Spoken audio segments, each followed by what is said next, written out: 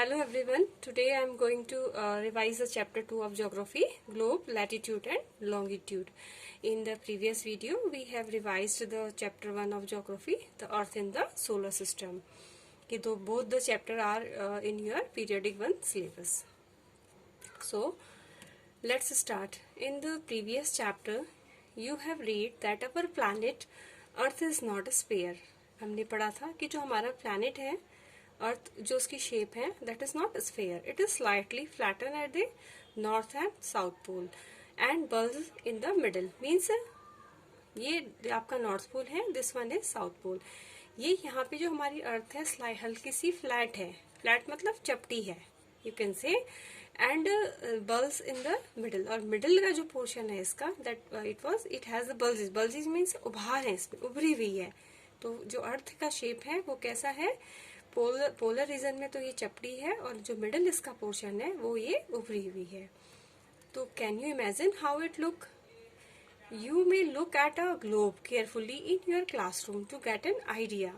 अगर आप एक ग्लोब को देखोगे तो आपको आइडिया मिल जाएगा, समझ में आ जाएगा कि एक अर्थ, हमारी जो अर्थ है वो कैसी है। Why? Because the globe is a true model, miniature form of the earth. क्योंकि जो ग्लोब है वो क्या है, अर्थ का एक ट्रू मॉडल है, एक मिनिएचर फॉर्म है। मीन्स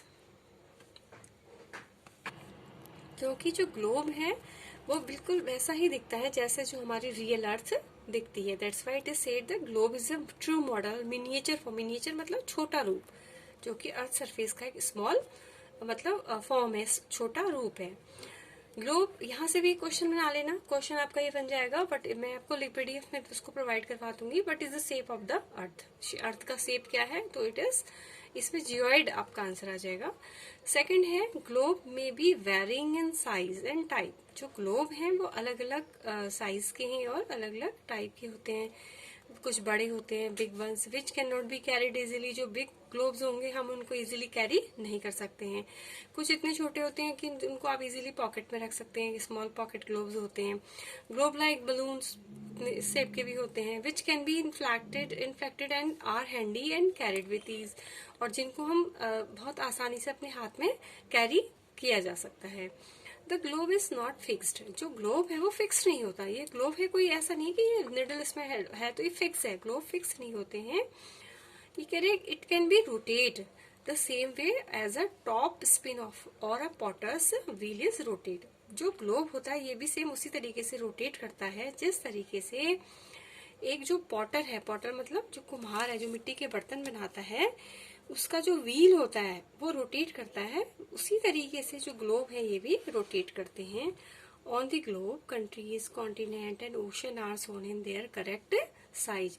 अगर ग्लोब में जो कंट्रीज होती हैं, कॉन्टिनेंट होते हैं, ओशंस होते हैं, उनको उनके करेक्ट साइज में दिखाया जाता है। Now it is difficult to describe the location of a point on a sphere like Earth. अब जो अर्थ का जिस तरीके का शेप है, ये इस तरीके की जो शेप होती है उसमें हम किसी भी एग्जैक्ट लोकेशन को दिखाना it is quite difficult. Now the question arise as to how to locate a place on it. अब ये क्वेश्चन आता है कि अब इस तरीके की शेप में हम उसको एक किसी भी प्लेस को लोकेट कैसे करें। सो we need certain points of references and lines to find out the location of a place.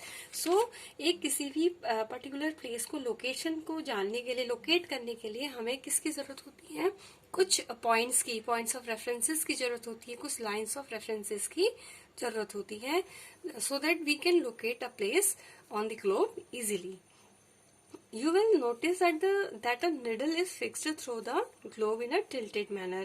अब यहाँ पर अगर आप ग्लोब में नजर दौड़ाओगे तो इसमें जो निडल है एक ये, इसमें है टिल्टेड मैनर में निडल यहाँ पे लगा रखी है। और ये क्या है, which is called its axis, जिसको हम क्या कहते हैं, इसकी एक्सिस कहते हैं। 2 point on the globe through which the needle passes are the 2 poles, north pole and south pole. अब ये जो 2 पॉइंट हैं, ये पॉइंट और ये पॉइंट, जहां से निडल पास हो रही है, तो इसके ये 2 पॉइंट हैं, ये नॉर्थ पोल है और ये साउथ पोल है। फिर है the globe can be moved around this needle from west to east just as the earth moves. तो जो निडल, ये जो पॉइंट है, यहाँ पे यहाँ से जो ये एक्सिस से जो अर्थ है अपनी वेस्ट से ईस्ट की ओर को मूव करती है, same as the earth move. But remember there is a major difference, लेकिन हमें यहाँ पे ये भी ध्यान रखना होगा कि यहाँ पे एक बहुत बड़ा डिफरेंस है। और वो डिफरेंस क्या है? The real earth has no such needle. जो रियल अर्थ है उसमें कोई इस तरीके का पॉइंट नहीं बना है, निडल नहीं बनी है। And it moves around its axis which is an imaginary line. और जो अर्थ है वो अपनी एक्सिस के चारों ओर मूव करती है, जो कि एक इमेजिनरी लाइन है।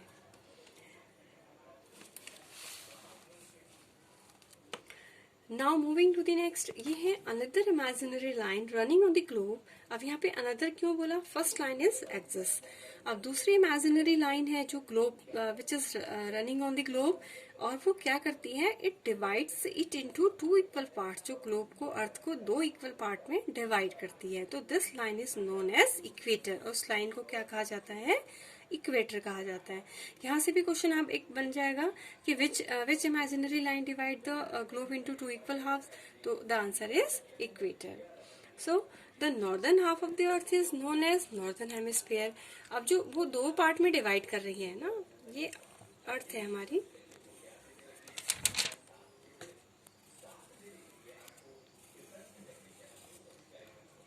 ये टिल्टेड मैनर में है। This one is equator. ठीक है, अब ये 2 इक्वल पार्ट में डिवाइड कर रहा है। तो ये the northern half of the earth is, ये हमारा नॉर्थ पोल है, ये साउथ पोल है। तो ये जो नॉर्दर्न पार्ट है, ये northern part of the this is called northern hemisphere, the northern half of the earth.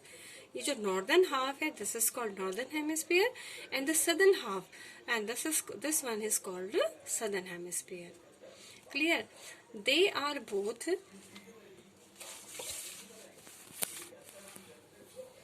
Equal halfs. ये दोनों ही क्या होते हैं? इक्वल हाफ्स हैं।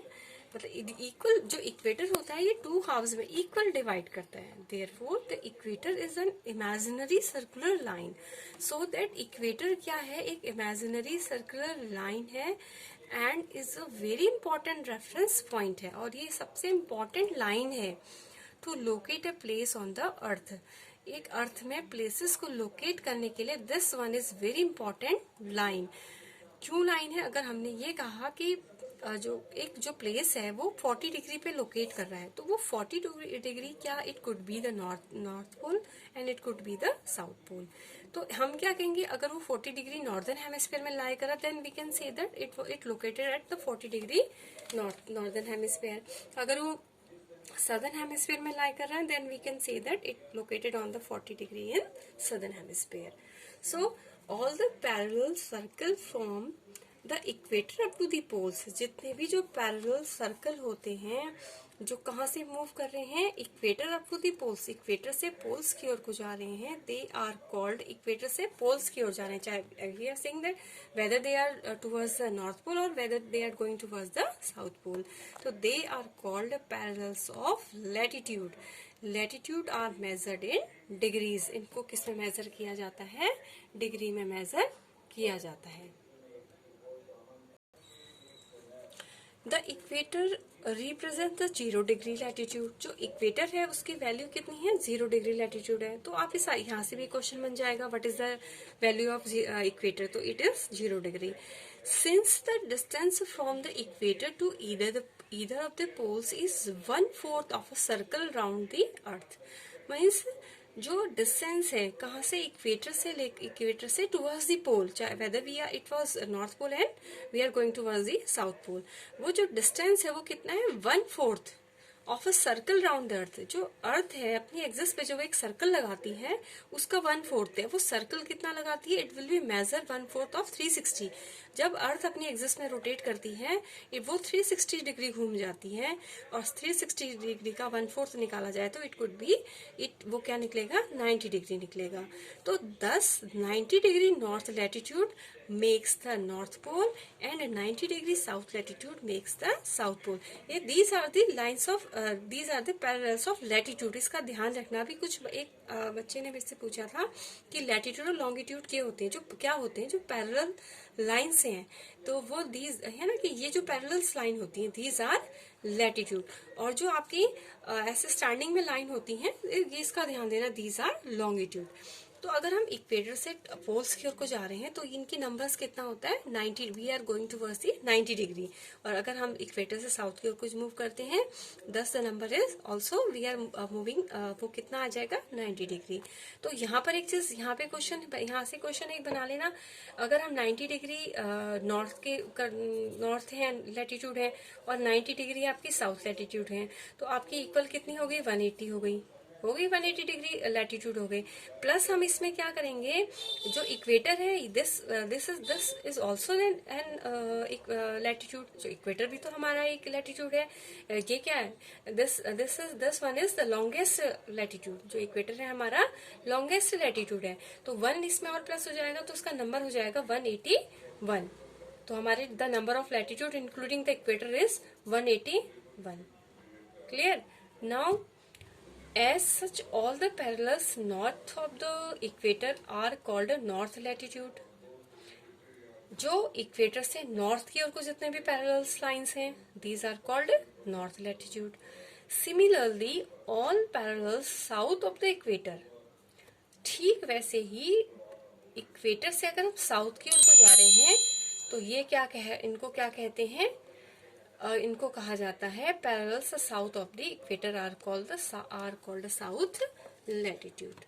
The value of each latitude is therefore followed by either of the world north और south. आगे चल करके, आगे मतलब जो इनकी जो वैल्यू है, जो इनको मतलब ईच लैटिट्यूड वैल्यू को कैसे फॉलो किया जाता है, नॉर्थ और साउथ कह करके फॉलो किया जाता है। इसमें लिखा है ना 20 डिग्री नॉर्थ 20 डिग्री एन, और इसको लिखा है 20 डिग्री साउथ। तो generally this is indicated by the letter N और एस। और नॉर्थ और साउथ को कैसे इंडिकेट करते हैं, लेटर एन और एस से इंडिकेट करते हैं। For example both Chandrapur in Maharashtra in India, अगर वो कह रहे हैं कि हम जो महाराष्ट्र में चंद्रपुर एक जगह है उसकी बात करेंगे, वो है एंड बेलो हॉरिजॉन्टो इन ब्राजील। ठीक है, ब्राजील की बात करेंगे in which is in South America, are located on the parallels of 20 degree latitude. ये दोनों ही जो जगह हैं, चंद्रपुर है और हॉरिजॉन्टो है, जो कि दोनों ही 20 डिग्री लैटिट्यूड पे लाई करते हैं। बट डिफरेंस क्या है कि जो हमारा इंडिया, जो महाराष्ट्र, अगर हम ग्लोब की बात करें, इंडिया हमारा आता है ईस्टर्न, आपका ईस्टर्न हेमिस्फीयर, नॉर्दर्न हेमिस्फीयर और ईस्टर्न हेमिस्फीयर में आता है। और जबकि आपका जो साउथ अमेरिका आता है बिल्कुल अपोजिट उसके वेस्टर्न हेमिस्फीयर में और सदर्न हेमिस्फीयर में। ठीक है, तो लैटिट्यूडनल वैल्यू तो एक ही है, बट इन दोनों में ही डिफरेंस है, क्योंकि ये कहाँ है, ये देखो, but the former is 20 degree north of the equator. पहले वाला कहाँ है, चंद्रपुर कहाँ पे लाई करता है, 20 डिग्री तो करता है, but it was in the northern hemisphere. Clear? And the Belo Horizonte is situated at the 20 degree, वो भी 20 डिग्री पे लाई करता है, but it was in the south latitude, but it was in the southern hemisphere. ठीक है, और as we move away from the equator the size of the parallels of latitude decreases. और जैसे ही हम कहाँ से, इक्वेटर से कहाँ की ओर को मूव करते हैं, अगर हम इक्वेटर से पोल्स की ओर को मूव करते हैं, ये है ना, इक्वेटर से अगर हम पोलर रीजन की ओर को मूव करते हैं, जो लैटिट्यूड का साइज होता है वो डिक्रीज होता ये है।